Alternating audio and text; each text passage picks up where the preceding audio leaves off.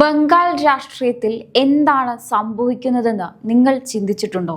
വെറും ഒരു തിരഞ്ഞെടുപ്പ് തോൽവിയല്ല അവിടെ ഉണ്ടായത്, മറിച്ച് 15 വർഷം ഭരിച്ച ഒരു രാഷ്ട്രീയ സാമ്രാജ്യത്തിന്റെ അടിവേരിളകുന്ന കാഴ്ചയാണ് ഇന്ന് പശ്ചിമ ബംഗാൾ കണ്ടുകൊണ്ടിരിക്കുന്നത്. മമതയുടെ തൃണമൂൽ കോൺഗ്രസ് എന്ന കോട്ടയ്ക്കുള്ളിൽ ഇപ്പോൾ നടക്കുന്നത് വെറും ചെറിയ പുകച്ചിലല്ല, മറിച്ച് വലിയൊരു പൊട്ടിത്തെറിയാണ്. അഴിമതിയുടെയും സ്വജനപക്ഷപാതത്തിന്റെയും പേരിൽ മുങ്ങിത്താഴുന്ന ഒരു ഭരണകൂടം. ആ പാർട്ടിയുടെ നട്ടെല്ലെന്ന് വിശേഷിപ്പിക്കാവുന്ന മമതയുടെ വലങ്കൈയായിരുന്ന കഗോലി ഘോഷ് പോലും ഇപ്പോൾ ആ പാളയം വിട്ടു എന്ന വാർത്തയാണ് ബംഗാളിനെ പിടിച്ചുലച്ചിരിക്കുന്നത്. ആരാണ് കഗോലി ഘോഷ്? മമതയുടെ ഓരോ നീക്കങ്ങളുടെയും പിന്നിലെ കരുത്തായിരുന്ന ആ നേതാവ് എന്തിനാണ് പെട്ടെന്ന് സുവേന്ദു അധികാരിയെ കാണുന്നത്? എന്തുകൊണ്ടാണ് പാർട്ടിയിലെ എല്ലാ പദവികളും രാജിവെച്ച മമതയുടെ മുഖത്ത് നോക്കി ഇത്രയും വലിയൊരു ചോദ്യചിഹ്നം അവർ ഉയർത്തുന്നത്? ഇത് വെറുമൊരു രാജിയാണോ, അതോ മമതയുടെ പതനത്തിന്റെ തുടക്കമാണോ? BJPയും നരേന്ദ്രമോദിയുടെ വികസന നയങ്ങളും ബംഗാളിന്റെ മണ്ണിൽ വേരൂന്നുമ്പോൾ മമതയുടെ ഹേല ഹോബെ എന്ന പ്രയോഗം എങ്ങനെയാണ് അവർക്ക് തന്നെ തിരിച്ചടിയായി മാറിയത്? എന്തിനാണ് നൂറുകണക്കിന് കൗൺസിലർമാർ തൃണമൂൽ രാജിവെച്ചത്? അഭിഷേക് ബാനർജിയുടെ ബിനാമി സ്വത്തുക്കളുടെ ലിസ്റ്റ് പുറത്തു വന്നപ്പോൾ എന്തിനാണ് മമതയുടെ ഭരണകൂടം വിറച്ചത്? ഇന്ന് നമ്മൾ ചർച്ച ചെയ്യുന്നത് ബംഗാളിന്റെ രാഷ്ട്രീയ ഭൂപടം മാറ്റിമറിക്കുന്ന ഈ വലിയ സംഭവ വികാസങ്ങളെ കുറിച്ചാണ്. എന്താണ് ബംഗാളിൽ യഥാർത്ഥത്തിൽ സംഭവിക്കുന്നത് നമുക്ക് പരിശോധിക്കാം. ആദ്യം മനസ്സിലാക്കേണ്ടത് കഗോലി ഘോഷ് എന്തിനാണ് ഇങ്ങനെയൊരു തീരുമാനം എടുത്തത് എന്നതാണ്. മമതയുടെ വലങ്കൈയായിരുന്ന ഒരാൾ പെട്ടെന്ന് പാർട്ടി പദവികൾ രാജിവെക്കുമ്പോൾ അത് വെറും അതൃപ്തിയല്ല, മറിച്ച് വലിയൊരു രാഷ്ട്രീയ തിരിച്ചറിവാണ്. ബംഗാൾ രാഷ്ട്രീയത്തിൽ സുവേന്ദു അധികാരിയുടെ കരുത്ത് എല്ലാവർക്കും അറിയാം. അദ്ദേഹത്തെ കഗോലി സന്ദർശിച്ചതും തൊട്ടു പിന്നാലെ രാജിക്കത്ത് നൽകിയതും യാദൃശികമല്ല. കല്യാൺ ബാനർജിയെ പോലെയുള്ള നേതാക്കൾക്ക് പാർട്ടിയിൽ അമിത പ്രാധാന്യം നൽകുന്നതും സ്വന്തം അഭിപ്രായങ്ങളെ പാർട്ടി നേതൃത്വം വിലവെക്കാത്തതും കഗോലിയെ ചൊടിപ്പിച്ചു. രാജിക്കത്തിൽ അവർ വളരെ വ്യക്തമായി പറഞ്ഞിട്ടുണ്ട്, അഴിമതി നിറഞ്ഞ ജനാധിപത്യമില്ലാത്ത ഒരു പാർട്ടിയുമായി മുന്നോട്ടു പോകാൻ എനിക്ക് കഴിയില്ല എന്ന്. ഇത് മമതയുടെ മുഖത്ത് തന്നെയുള്ള അടിയാണ്. ഇപ്പോൾ ഇവർ BJPയിലേക്ക് വരും എന്നാണ് പുറത്തു വരുന്ന റിപ്പോർട്ടുകൾ. ഇനി എന്തുകൊണ്ടാണ് ബംഗാൾ ജനത ഇന്ന് മമതയെ കൈവിടുന്നത്? ഇതിന് പ്രധാന കാരണങ്ങൾ പലതാണ്. RGKR മെഡിക്കൽ കോളേജിലെ ക്രൂരമായ ബലാത്സംഗ കേസ് കൈകാര്യം ചെയ്ത രീതി മമതാ സർക്കാരിന്റെ അന്തസ് കളഞ്ഞു. അധ്യാപക നിയമന അഴിമതി, പൊതുഖജനാവ് കൊള്ളയടിക്കൽ തുടങ്ങി ആരോപണങ്ങളുടെ ഒരു വലിയ പട്ടിക തന്നെയുണ്ട്. അധികാരത്തിന്റെ അഹങ്കാരത്തിലിരുന്ന മമതയ്ക്ക് ജനങ്ങളുടെ വികാരം മനസ്സിലായില്ല. തന്റെ മരുമകൻ അഭിഷേക് ബാനർജിയുടെ ബിനാമി സ്വത്തുക്കളുടെ ലിസ്റ്റ് പുറത്തു വന്നപ്പോൾ അത് മമതയുടെ പ്രതിച്ഛായയെ ഇല്ലാതാക്കി. ഏത് നിമിഷവും അന്വേഷണ ഏജൻസികൾ വാതിലിൽ മുട്ടുമെന്ന അവസ്ഥയിലാണ് തൃണമൂൽ നേതൃത്വം ഇപ്പോൾ. ഇതുകൊണ്ടാണ് 100-ലധികം കൗൺസിലർമാർ മറുകണ്ഠം ചാടിയത്. അധികാരത്തിന്റെ കസേര ഇളകുമ്പോൾ നേതാക്കൾ തൃണമൂൽ വിടുകയാണ്. ഇനി ബംഗാളിന്റെ ഭാവി എങ്ങോട്ടാണ്? ഇവിടെയാണ് BJPയുടെയും പ്രധാനമന്ത്രി നരേന്ദ്രമോദിയുടെയും പ്രസക്തി. ബംഗാളിന്റെ വികസനത്തിന് ഒരു ബദൽ രാഷ്ട്രീയമാണ് ജനങ്ങൾ ഇന്ന് ആഗ്രഹിക്കുന്നത്. സുവേന്ദു അധികാരിയുടെ നേതൃത്വത്തിൽ BJP ബംഗാളിൽ നടത്തുന്ന ഓരോ നീക്കങ്ങളും മമതയെ വല്ലാതെ ഭയപ്പെടുത്തുന്നുണ്ട്. അഴിമതിക്കാർക്ക് ഇനി ബംഗാളിൽ സ്ഥാനമില്ലെന്ന സന്ദേശമാണ് അവർ നൽകുന്നത്. ഒരു കാലത്ത് തൃണമൂലിന്റെ ഉറച്ച കോട്ടയായിരുന്ന ഇടങ്ങൾ ഇന്ന് BJPയുടെ കാവിയാൽ നിറയുകയാണ്. 294 സീറ്റുകളിൽ 80-ൽ ഒതുങ്ങിയ തൃണമൂലിന് വരാനിരിക്കുന്ന തിരഞ്ഞെടുപ്പുകളിൽ വൻ തിരിച്ചടി ഇനിയും നേരിടേണ്ടി വരുമെന്നുറപ്പാണ്. മമത ഇന്ന് സ്വന്തം മണ്ഡലത്തിൽ പോലും സുരക്ഷിതമല്ല. ഇനി ദീദിയെക്കുറിച്ച് പറയുമ്പോൾ ചരിത്രം രേഖപ്പെടുത്തുക ഒരു സാമ്രാജ്യത്വത്തിന്റെ അസ്തമയത്തെക്കുറിച്ചായിരിക്കും. അധികാരത്തിന്റെ ലഹരിയിൽ ജനങ്ങളെ മറന്ന മമതയ്ക്ക് ഇതിലും വലിയൊരു നാണക്കേട് ഇനി ബംഗാളിന്റെ മണ്ണിൽ സംഭവിക്കാനില്ല.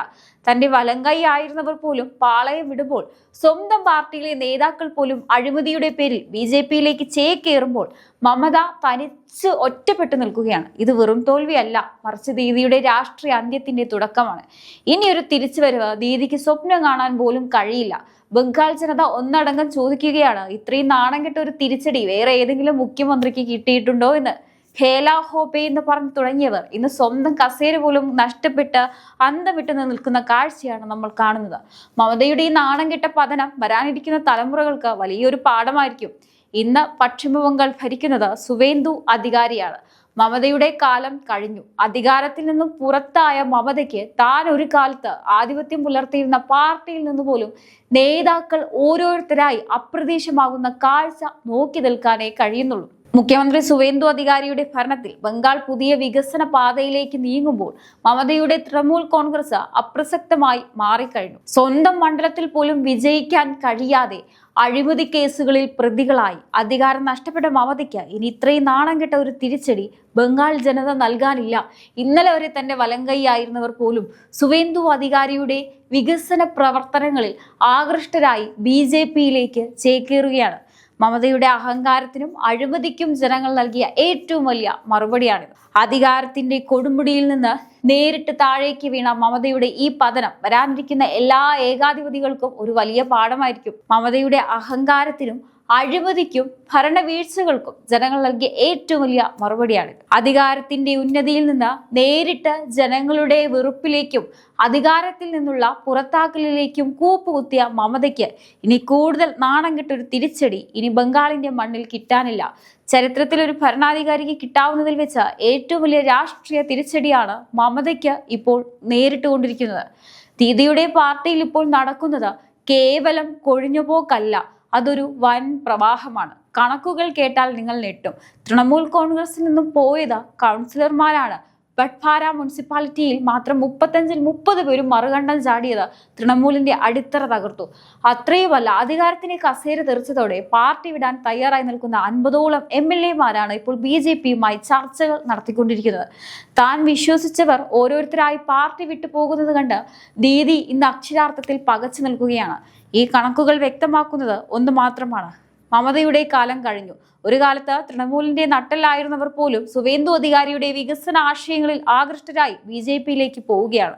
ഈ വലിയ ഒഴുക്ക് കാണിക്കുന്നത് മമതയുടെ ഭരണകൂടം എത്രത്തോളം അപ്രസക്തമായി കഴിഞ്ഞു എന്നാണ്. മമതയുടെ കൂടെ ഇനിയും നിൽക്കുന്നവർ പോലും ഇപ്പോൾ ഓരോ ദിവസവും BJPയുടെ വാതിലിൽ മുട്ടുകയായിരുന്നു. ബംഗാളിന്റെ രാഷ്ട്രീയ ഭൂപടം ഇന്ന് അതിവേഗം മാറിക്കൊണ്ടിരിക്കുകയാണ്. കഴിഞ്ഞ 1.5 ദശകാലം തൃണമൂൽ കോൺഗ്രസ് കെട്ടിപ്പൊക്കിയ ഒരു സാമ്രാജ്യത്വത്തിന്റെ അടിവേര് തകർന്നു വീഴുന്ന കാഴ്ചയാണ് ബംഗാൾ ജനത ഇപ്പോൾ കണ്ടുകൊണ്ടിരിക്കുന്നത്.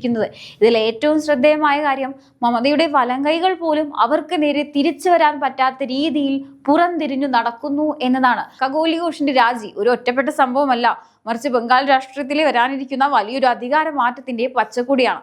ഇന്ന് മമത നേരിടുന്ന ഈ പ്രതിസന്ധികളെ കേവലം രാഷ്ട്രീയ പരാജയമായി മാത്രം കാണാനാവില്ല. അധികാരത്തിന്റെ അഹങ്കാരത്തിൽ ജനങ്ങളെയും അവരുടെ ആവശ്യങ്ങളെയും അവഗണിച്ചതിന്റെ സ്വാഭാവികമായ തിരിച്ചടി കൂടിയാണിത്. അഴിമതിയും സ്വജനപക്ഷപാതവും മുഖമുദ്രയാക്കിയ ഒരു ഭരണകൂടത്തിന് ജനങ്ങൾ നൽകിയ ഏറ്റവും വലിയ മറുപടിയാണിത്. ഇന്ന് സുവേന്ദു അധികാരിയുടെ നേതൃത്വത്തിൽ ബംഗാൾ ഒരു പുതിയ വികസന സംസ്കാരത്തെയാണ് വരവേൽക്കുന്നത്.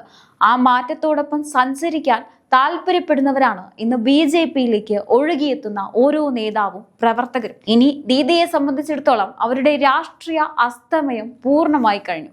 ഭവാനിപൂരിന്റെ മണ്ണിൽ ഏറ്റുവാങ്ങിയ പരാജയം മുതൽ ഇന്ന് തങ്ങളുടെ നേതാക്കൾ ഓരോരുത്തരായി BJPയിലേക്ക് ചേക്കേറുന്നതുവരെ ഓരോ നിമിഷവും ദീദിക്ക് ഒരു തിരിച്ചടിയാണ്. അധികാരത്തിന്റെ സിംഹാസനത്തിൽ നിന്ന് പുറത്തായ ഒരു മുൻ ഭരണാധികാരിക്ക് സ്വന്തം കൺമുന്നിൽ തന്റെ പാർട്ടി ഇല്ലാതാകുന്നത് നോക്കി നിൽക്കുകയല്ലാതെ മറ്റൊന്നും ചെയ്യാനില്ല. ചരിത്രത്തിൽ ഒരു ഭരണാധികാരിക്ക് ലഭിക്കാവുന്നതിൽ വെച്ച് ഏറ്റവും കടുത്ത രാഷ്ട്രീയ പ്രഹരമാണിത്. ഇത്രയും നാണം കെട്ട രീതിയിൽ ഒരു രാഷ്ട്രീയ സാമ്രാജ്യം തകർന്നടിയുന്നത് ബംഗാൾ ഇതിനു മുമ്പ് കണ്ടിട്ടില്ല. അതിനാൽ തന്നെ മമതയുടെ ഖേല ഹോബി അവസാനിച്ചു. ബംഗാളിന്റെ പുതിയൊരു യുഗം ഇവിടെ ഉദയം ചെയ്യുകയാണ്. എന്തായാലും ഈ ഒരു വിഷയത്തെക്കുറിച്ചുള്ള നിങ്ങളുടെ അഭിപ്രായങ്ങൾ തീർച്ചയായിട്ടും കമന്റ് ബോക്സിൽ രേഖപ്പെടുത്തുക. മറ്റൊരു വിഷയമായി വീണ്ടും കാണാം. നന്ദി.